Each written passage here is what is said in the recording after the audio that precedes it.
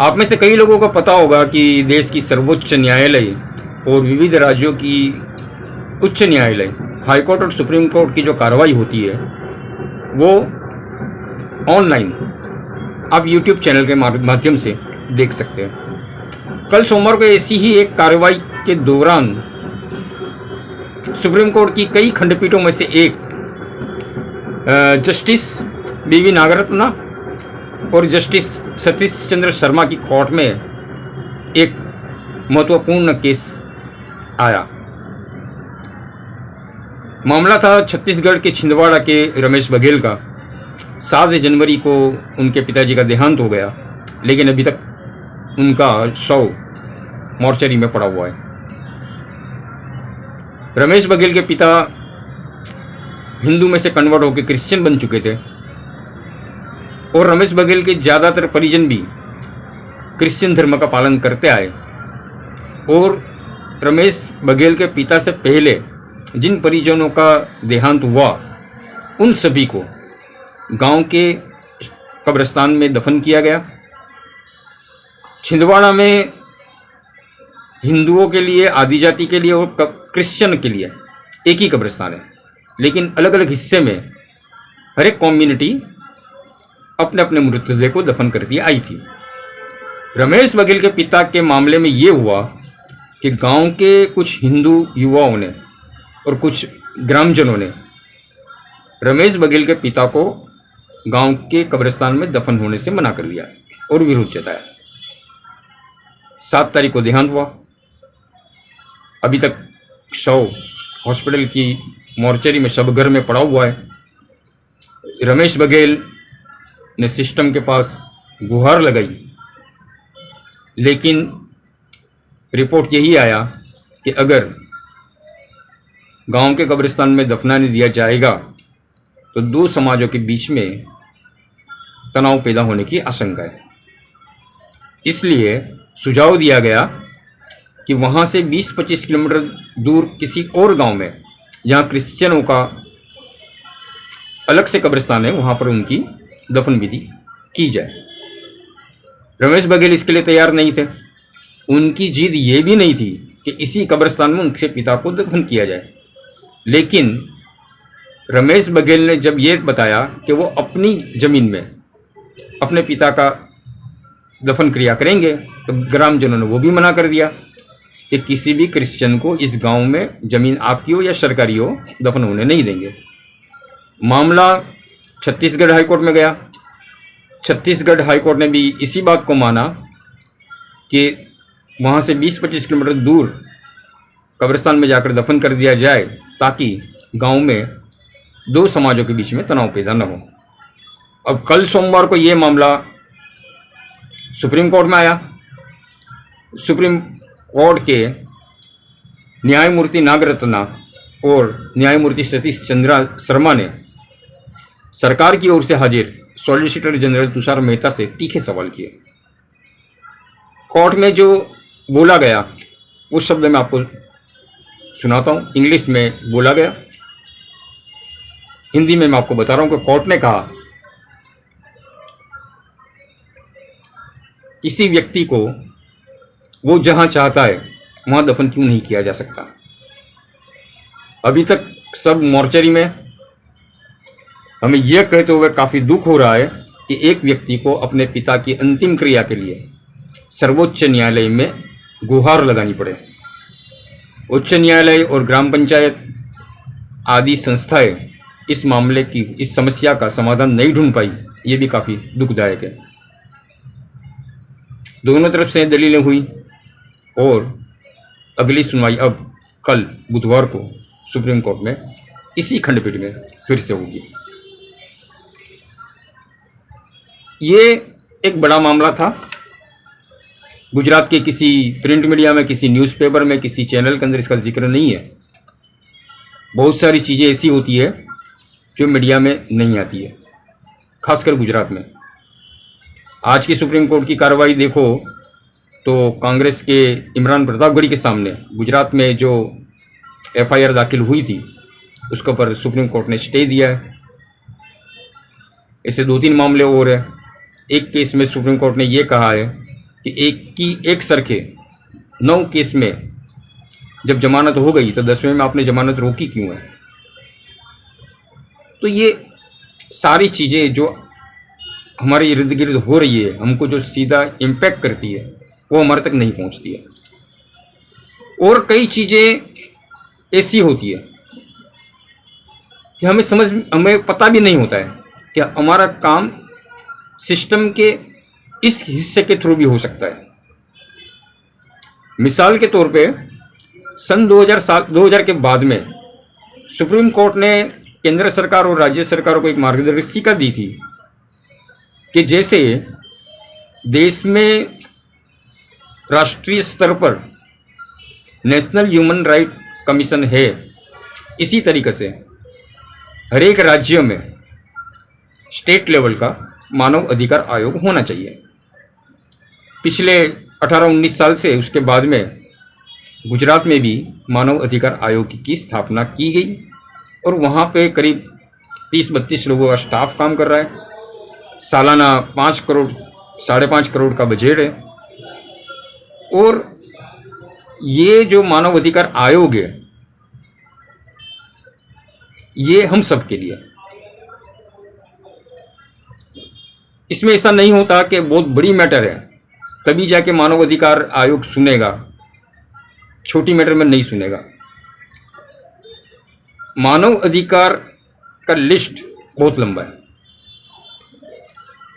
लेकिन खासकर जो हमारे यहाँ देश में मानव अधिकार आयोग जो बातें सुनता है, उसमें कस्टोडियल डेथ, वो चाहे जेल में हो चाहे पुलिस में हो, कस्टोडियल रेप, वो चाहे जेल में हो या पुलिस स्टेशन में हो, एनकाउंटर, धर्म के आधार पर अगर भेदभाव होता है तो वो मामले, पुलिस अगर इलीगल डिटेंशन करती है, इलीगल अरेस्ट करती है, डिटेंशन या अरेस्ट, तो भी वो मामले देखता है। महिलाओं को डाउरी के लिए अगर टॉर्चर किया जा रहा है ससुराल में, तो वो मामले भी मानव अधिकार आयोग के तहत आते हैं। जेल में अगर टॉर्चर होता है, पुलिस स्टेशन में टॉर्चर होता है, तो वो मामले भी उनके सामने आते हैं। शंकास्पद मृत्यु होती है किसी की, तो ये मामले भी, ये बड़े मामले हैं। लेकिन क्या आपको मालूम है, राज्य मानव अधिकार आयोग और राष्ट्रीय स्तर का मानव अधिकार आयोग केंद्र सरकार और राज्य सरकार के सभी विभाग उनकी कार्रवाई, उनको दिशा निर्देश करने का आदेश कर सकता है। इतना ही नहीं, स्थानिक प्राधिकारी जो है, बड़े सिटी में अगर महानगर पालिका है तो कमिश्नर को भी आदेश दे सकता है, नगर पालिका है तो चीफ ऑफिसर को भी आदेश दे सकता है, जिला पंचायत है तो वहाँ पे जिला विकास अधिकारी को भी आदेश देने की सत्ता मानव अधिकार आयोग को है। तालुका लेवल पे तालुका विकास अधिकारी को, मामलतदार को, पुलिस को, तलाटी को, ग्राम सेवक को, यानी गुजरात राज्य में आई हर सिस्टम को सवाल करने का, उससे जवाब मांगने का, काम क्यों नहीं हुआ, काम करने का सारे आदेश मानव अधिकार आयोग दे सकता है। गुजरात में इसकी ऑफिस गांधीनगर में सेक्टर 10 में है। कर्मयोगी भवन के अंदर 4थे माले और 5वें माले पे मानव अधिकार आयोग की ऑफिस आई है। अब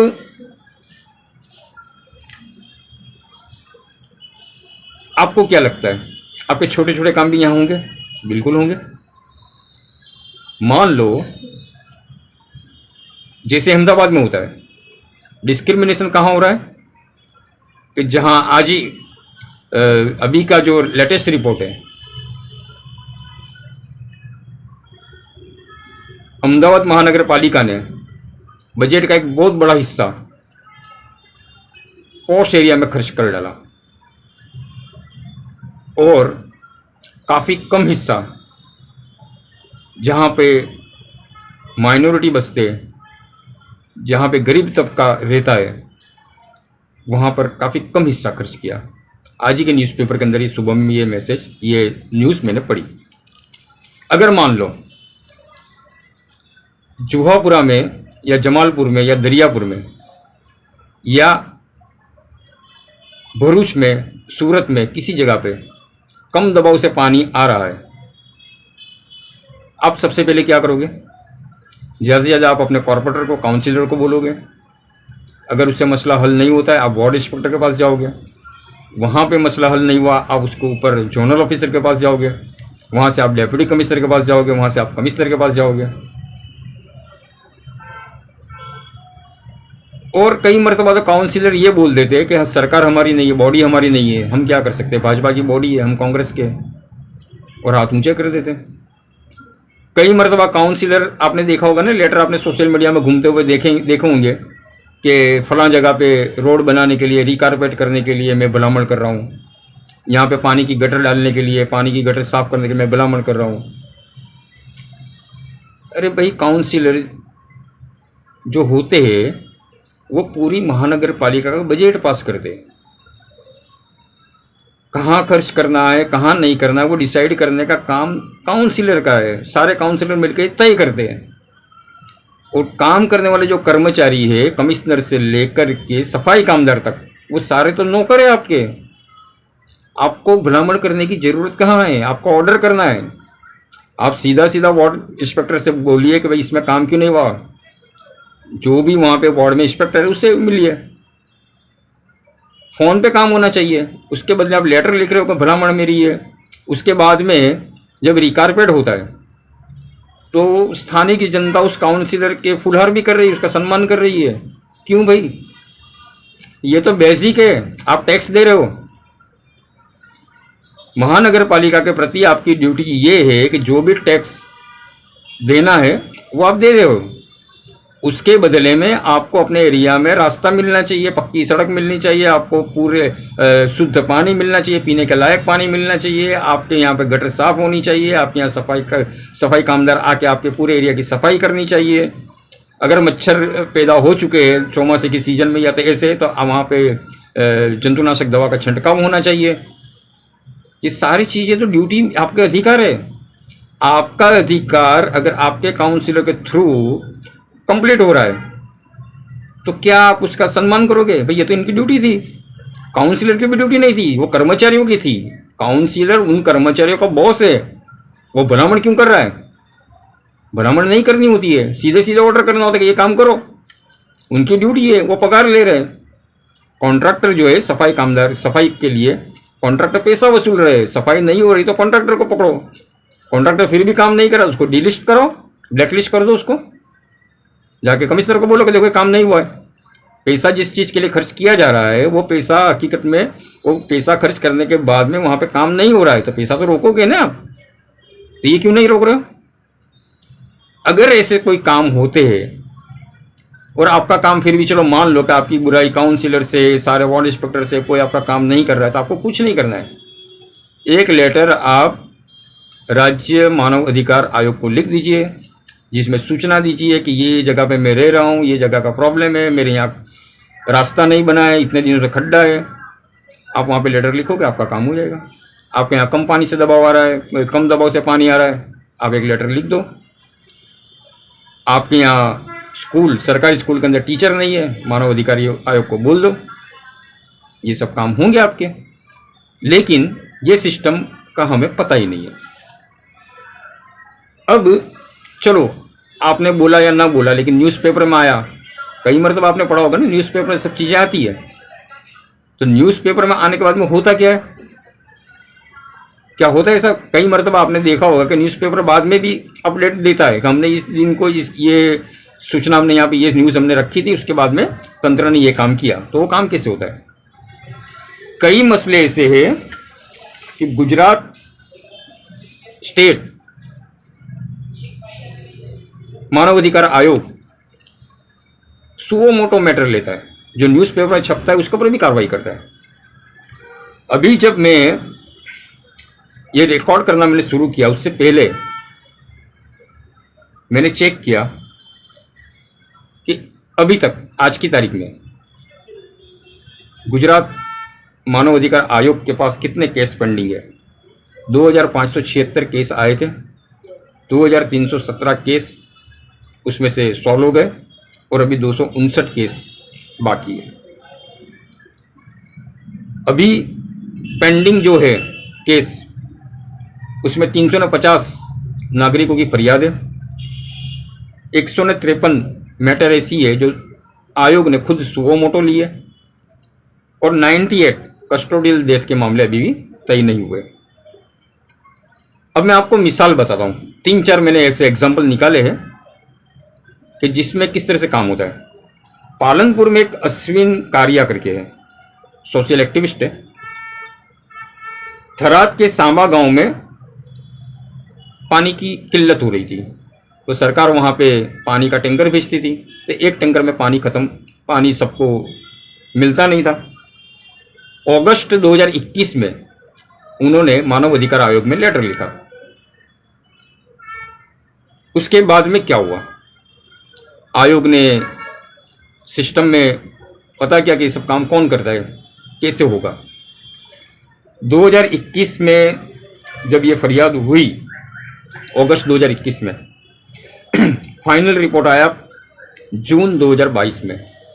करीब करीब यूँ समझो कि 6 महीने ये और 10 महीने के बाद में उसी गांव में, थराद के सांबा गांव में 1 लाख लीटर की टंकी लगा दी गई। उसके आनुषंगिक पंप चलाने के लिए बिजली का कनेक्शन, वहाँ पे पंप को मैनेज करने के लिए स्टाफ, ये सब कुछ कंप्लीट करके सिर्फ एक अर्जी पे थराद के सांबा गांव में 1 लाख लीटर की टंकी लगी।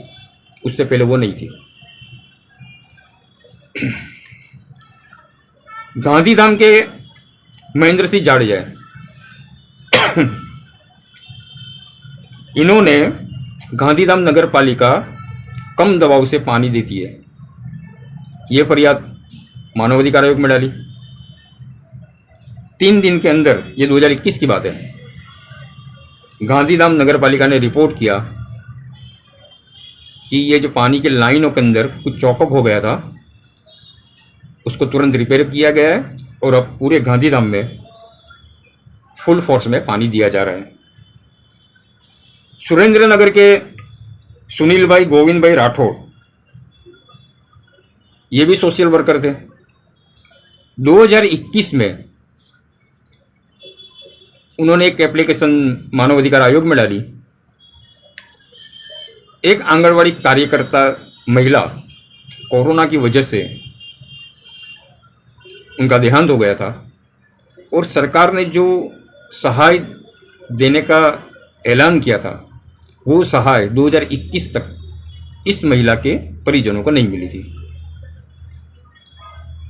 अर्जी की गई 29/4/2021 को, वो महिला ने भी नहीं की, एक सोशल एक्टिविस्ट ने उस महिला का देहांत होगा, महिला के परिजनों के बिहाफ में वो सोशल एक्टिविस्ट ने बताया कि ये मामला है। 29/4/21 की अर्जी है। करीब 1 साल के बाद में पूरी कार्रवाई चली, फिर से सुनवाई हुई, सारे डॉक्यूमेंट चेक किए गए और करीब 1 साल के बाद में 30/4/2022 को आंगनवाड़ी महिला जो कोरोना से जिनका देहांत हुआ था, उनके पति के अकाउंट में 25 लाख रुपए की राशि ट्रांसफ़र कर दी गई। ये मानव अधिकार आयोग का काम है। इसके अलावा नव गुजरात समय में न्यूज़पेपर में 10/11/2021 को एक न्यूज़ छपी थी, जिसमें एक रिपोर्ट छपा था, जिसमें यह बताया था कि खेड़ा नगर पालिका में आग को बुझाने के लिए कोई फायर फाइटर नहीं है। अगर आग लगी तो खेड़ा में क्या करेंगे, ये सवाल नव गुजरात समय ने उठाया था। ये एक रिपोर्ट छपी थी,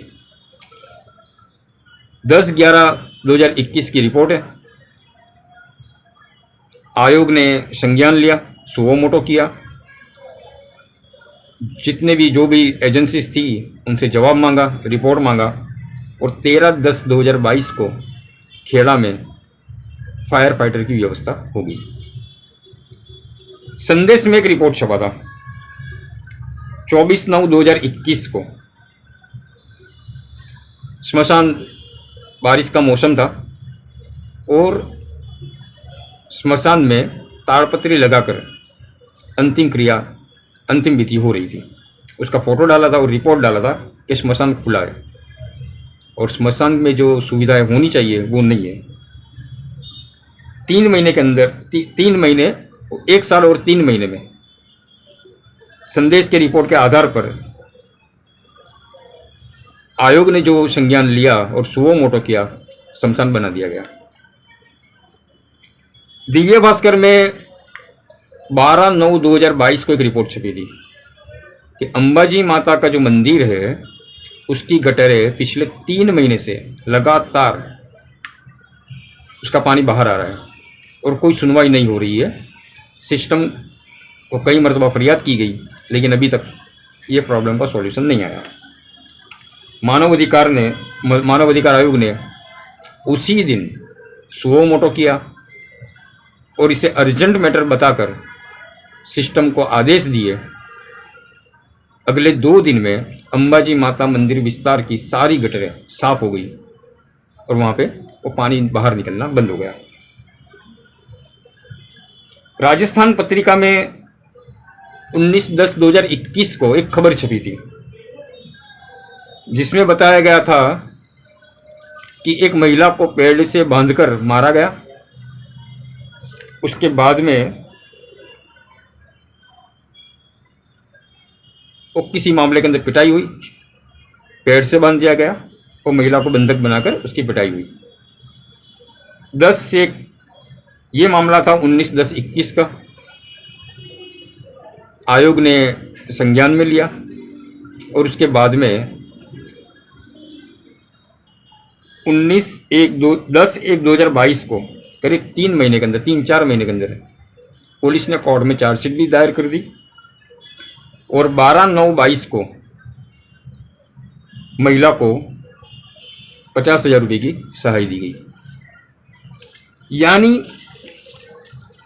आपके पास ऐसे कई मामले होंगे कि जहाँ पे जब सिस्टम के अंदर घुसकर काम नहीं कर सकते, सिस्टम आपको सपोर्ट नहीं कर रही है, आपके नागरिक अधिकारों का हनन हो रहा है, तो आपके पास आखिरी उपाय है कोर्ट में जाने से पहले, वो है मानव अधिकार आयोग। मानव अधिकार में जितने भी मामले आते हैं वो सारे मामले मानव अधिकार को सुनने का अधिकार है। वो चाहे रास्ते का हो, चाहे वो पानी का हो, चाहे वो शिक्षा का हो, चाहे वो आंगनवाड़ी का हो, चाहे वो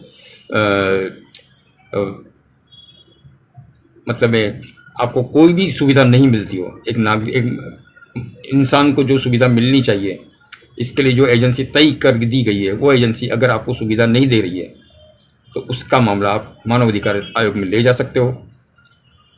और सबसे बड़ी कमनसीबी या तो फिर इसके पीछे लोग इतने इसमें अवेयरनेस भी नहीं है कि मानव अधिकार आयोग का इस्तेमाल करें। वहाँ पे 30-35 लोगों का स्टाफ है, सरकार 5-5.5 करोड़ रुपया उसके पीछे खर्च करती है, हर एक तरह की सुविधा है, लेकिन इतने कम मामले मानव अधिकार आयोग में आते क्योंकि लोग यही समझते हैं कि मानव अधिकार आयोग यानी बड़े मामले को देखेगा। नहीं, ये छोटे मामलों को भी देखेगा। आपके एरिया में अगर ट्रैफिक ज़्यादा हो रही है तो वो न्यूसेंस है आपके लिए, मानव अधिकार का भंग है, आप उसके लिए भी आयोग को बता सकते हो। अगर आपके एरिया में पॉल्यूशन हो रहा है, रात में डीजे बड़े ज़ोर ज़ोर से बज रहे हैं, आप एजेंसी को बताते हो, पुलिस को बताते हो काम नहीं हो रहा है, डीजे बजते रहते हैं, तो आप उसे भी रोक सकते हो। किसी भी प्रकार का पॉल्यूशन, अगर कोई फैक्ट्री से पानी निकल रहा है और पानी से नुकसान होने के संदेह है, केमिकल वाला पानी अगर रास्ते पे निकल रहा है, नदी में जा रहा है, तो आप आयोग को बता सकते हो, आयोग उस पर कदम उठाएगा। उम्मीद है आज का ये वीडियो आप ज़्यादा से ज़्यादा देखोगे, ये जानकारी आप अन्य लोगों को दोगे, ताकि हर एक के लिए गुजरात की सिस्टम हर एक नागरिकों के लिए अगर काम नहीं करती है तो काम करती हो जाए। जय हिंद।